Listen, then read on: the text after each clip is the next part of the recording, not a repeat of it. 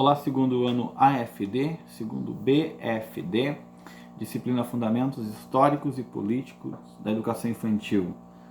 Bom, voltei com minhas videoaulas, com a ressalva de sempre que às vezes barulhos externos irão atrapalhar a gravação e avançando nos conteúdos, entendendo que enquanto continuar a aula EAD, vou fazer alguns vídeos para auxiliar vocês a compreender as apostilas.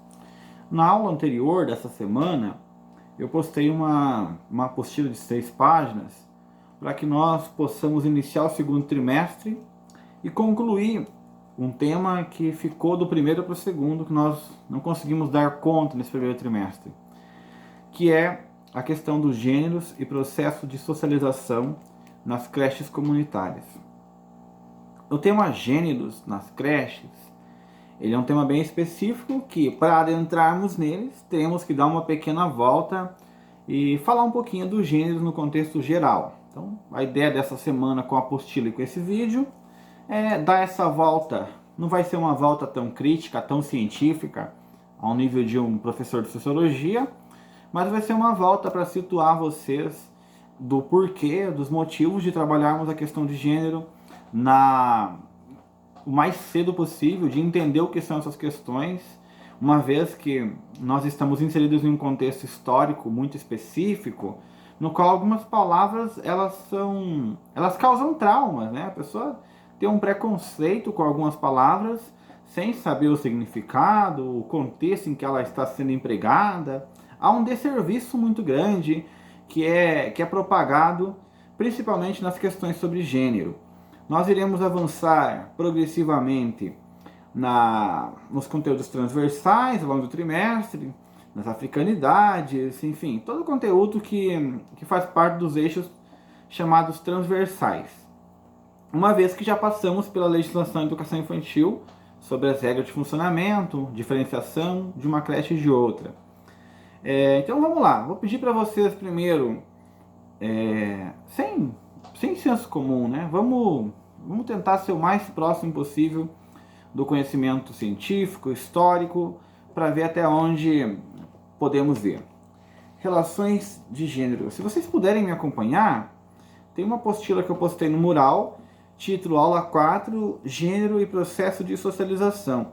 E ali eu fiz um resumão bem sintético, 6 páginas apenas, do levantamento histórico dessas lutas de gênero, para poder falar um pouquinho mais sobre o nosso tema. Já na página primeira tem uma parte em negrito que ela chama muita atenção.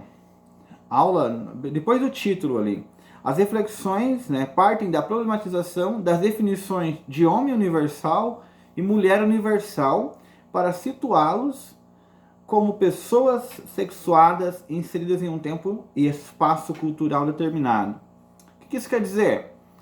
Que as relações de gênero, dentre outras coisas, elas questionam a função de ser das coisas, né? Por que, por exemplo, existe um papel determinado pela mulher na sociedade? Por que existe um papel determinado pelo homem na sociedade? Qual que é a função da mulher, do homem na sociedade? Existe realmente esse papel? Devemos manter como está, como foi ao longo de tanto tempo, onde a mulher é um ser que é tido como socialmente inferior, incapaz de certas coisas, e o homem um ser mais ativo na sociedade? Será que é justo, no tempo presente, refletir esses valores? Será que podemos perpetuar esses valores porque sempre foi assim? Ou a socialização, a sociedade, ela é um processo de mudança? Então a educação hoje no Brasil, ela está muito influenciada pelo materialismo histórico dialético, pela pedagogia histórico-crítica, enfim, por correntes libertárias da educação, que pressupõem a formação de uma sociedade voltada para a transformação da realidade. A educação é um processo dialético de reflexão e transformação.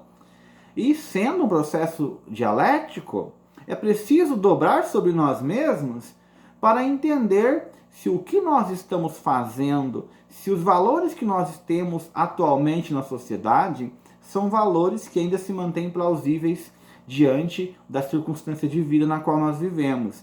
Relações de gênero, então, de maneira geral, vêm questionar a nossa maneira como nós estamos tratando, não só o homem e a mulher, porque a mulher é mais destaque, porque historicamente falando, essa parcela da população ela foi excluída, sectariada, foi deixada de lado dos grandes processos históricos, né? Foi um ser segregado. Por isso que nós falamos gênero, parece que é só com a mulher. Mas é assim, o ser, a parcela mais afetada por essas relações, é normal que ela tenha um foco mais especial, normal que focamos mais nossa atenção com vistas a superar as desigualdades presentes, principalmente os preconceitos para com o público feminino. Mas não só. Avancemos para que vocês possam entender um pouco alguns exemplos de tratamento com o sexo feminino. Por que há tanto essa curvatura da vara, né, que a gente fala? Por que nós trabalhamos tanto na questão da valorização do feminino? E aí você vê discursos menos técnicos dizendo, não, só defende a mulher, o homem virou isso. Normalmente, aquele povo que foi oprimido historicamente, ele tem que ter uma valorização.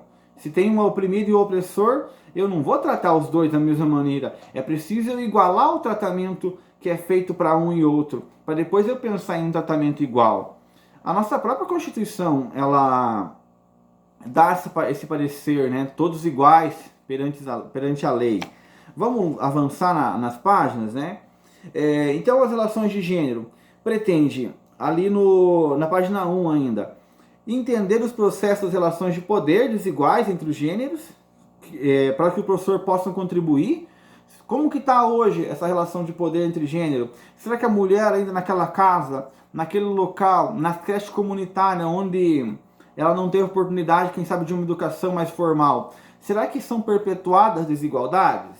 É uma questão que nós temos que fazer. O que você, enquanto professor, vai fazer em relação a essas desigualdades que existem? Se a criança que vem para você é uma criança criada num lar onde a mulher é um ser totalmente submisso à vontade do homem, qual que é o nosso papel? Então essas reflexões virão para as próximas aulas, né?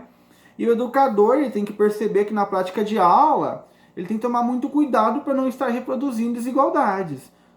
A escola é para transformar, para minimizar as desigualdades, não para ficar reproduzindo uma desigualdade que excluiu grande parcela do público feminino da participação de eventos tão importantes ao longo da nossa história.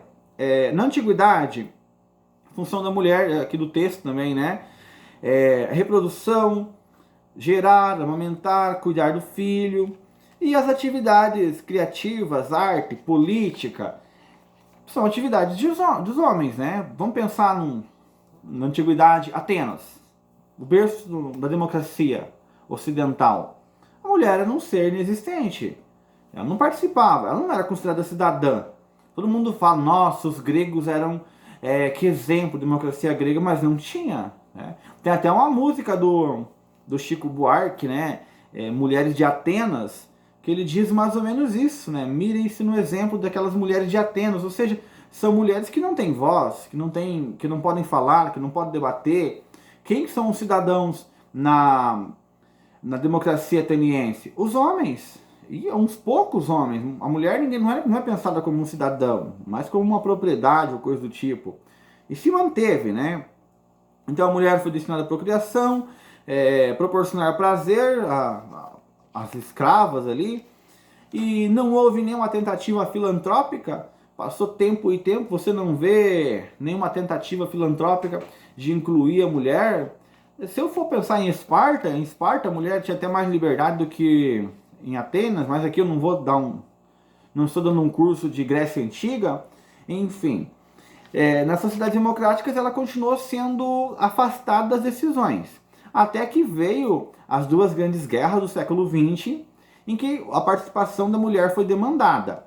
Na Primeira Guerra, e aí eu estou comentando já um pouquinho da apostila, página 2, na Primeira Guerra, a maior parte dos homens vão para a guerra e fica posto de trabalho vazio, ou seja, alguém precisava trabalhar para manter o esforço de guerra. Aí as mulheres começam a trabalhar, aí as mulheres, há toda uma campanha midiática, maquiagens, cremes, o perfil da beleza já não é mais aquela mulher da bela época, com aqueles vestidos imensos com aros, né? Porque como que uma mulher com um vestido gigantesco, com aros e luvas vai trabalhar? Então começa a ideia das academias, começa as ideias de produto da cosmética para fazer com que a mulher que está trabalhando na indústria, no lugar do homem, não seja prejudicado. Então a necessidade de incluir a mulher na sociedade foi mais uma necessidade prática em função da Primeira Guerra, principalmente nos Estados Unidos, do que uma atitude, não, quer saber? Estamos sendo pilantra, vamos pegar e vamos incluir a mulher na sociedade.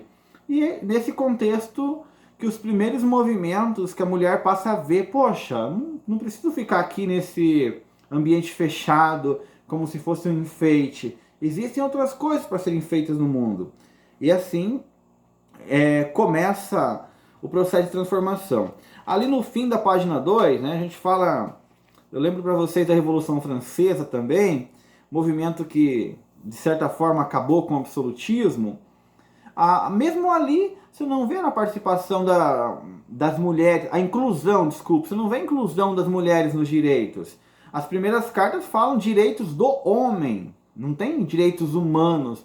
A noção de direitos humanos é do século XX, não é do XVIII, durante a Revolução. Então as mulheres lá fizeram, tem até uma citação do Alves Pitangui, na página 3, que diz assim: destruíste os preconceitos do passado, ou seja, destruísse o absolutismo, essa hierarquia dos nobres, mas permitisse que se mantivesse o mais antigo, que exclui dos cargos, das dignidades, das honrarias e, sobretudo, de sentar-se entre vós a metade dos habitantes do reino.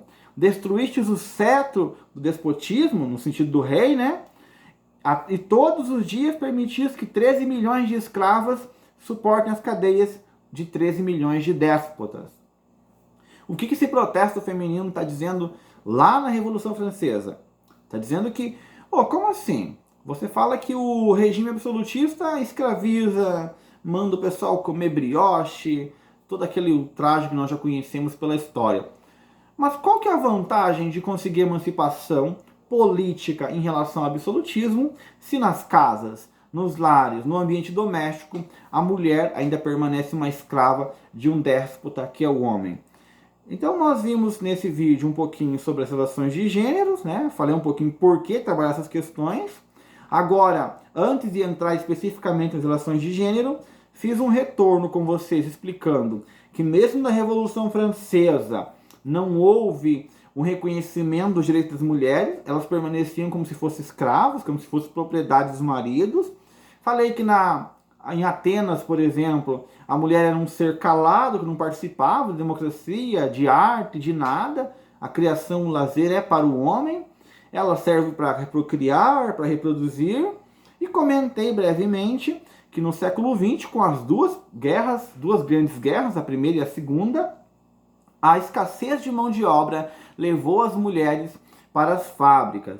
Daí surge o esmalte, daí surge o uso, o uso em grande escala, a ideia dos salões de beleza, mulheres com aquelas imagens assim, nas capas de revistas, mostrando que o ideal de beleza já não é mais a mulher sensível, é a mulher malhada, a mulher que tem o corpo definido. Por quê? Porque o governo norte-americano precisava incentivar as mulheres a substituir a mão de obra vaga nas fábricas para manter o esforço durante a Primeira Guerra Mundial. Então, a mulher ela é inserida já no mercado de trabalho, passa a ter algumas benesses, enquanto ela é fundamental para o processo de produção.